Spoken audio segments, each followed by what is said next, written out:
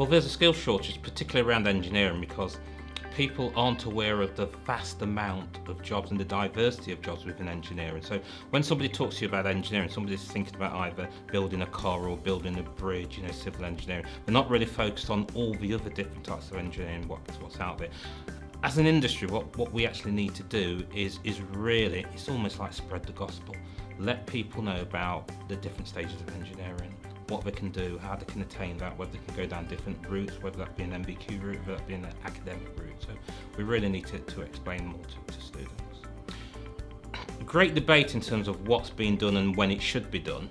There's that argument about, do you tell somebody or point somebody down a career path at the age of 6 or 7, like doing exams, or do you wait till they get to the age of 14, 15, 16, 17 when they're probably going to go into university? I think there's a bit of both. I think essentially when somebody gets to secondary school around about the age of 11, you should be able to point them into directions that they can think about in terms of their career paths. So you should be able to lay in front of them different pathways they can take, so they can start thinking about, okay, what type of academic route, if it is an academic route that I want to take, what type of vocational route. So when they get to the age of 18, they really have some choices in front of them. I think employers have got to become more of the salesman of their industry. If they want to get the best people in there, then they've also got to target people who sit in the middle, because some of those people who sit in the middle can be some of the best. So we all know that the top organisations like the Rolls-Royces, the Bombardiers are all targeting the top 5% of students, and that's great. But actually, there's a cohort in the middle where they're not targeting, so that they really need to link into training industry bodies, private training providers, other universities, colleges, the whole FE sector, and actually sell the whole range of qualifications that they deliver and the whole range of their profession, as opposed to just targeting that thin amount.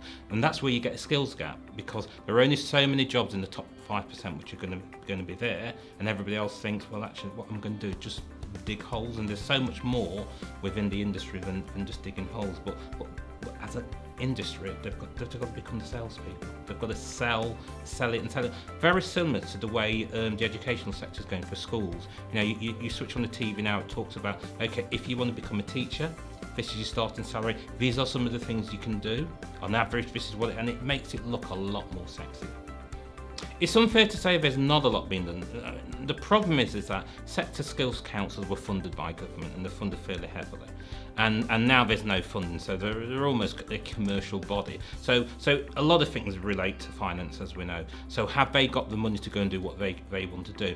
I actually think there's a lot they can do if they link up with people like ourselves and actually industry bodies and come as a force as opposed to as a singular. And I think there'll be a much better opportunity to go in and say what they're doing. But also as well, with sector skill councils changing, they've got to make decisions themselves about where do they think they fit, and what does their model look like going forward. I think when they decide that is, I think we'll see some traction in that area. Events like today are crucial because there are so many events where they're just talking shops and you don't have any tangible objectives when the event finishes. I mean, the event today, we've talked, we've debated, we've discussed, but we've come up with a tangible thing that we actually want to do to try and change and help the skill shortage. So the more events we can have like this, the better. But what needs to happen is this needs to be replicated across other industries where they have skill shortages, and they can learn a lot of lessons from what we've discussed and what we're actually going to do. So I think it's been an absolutely brilliant day.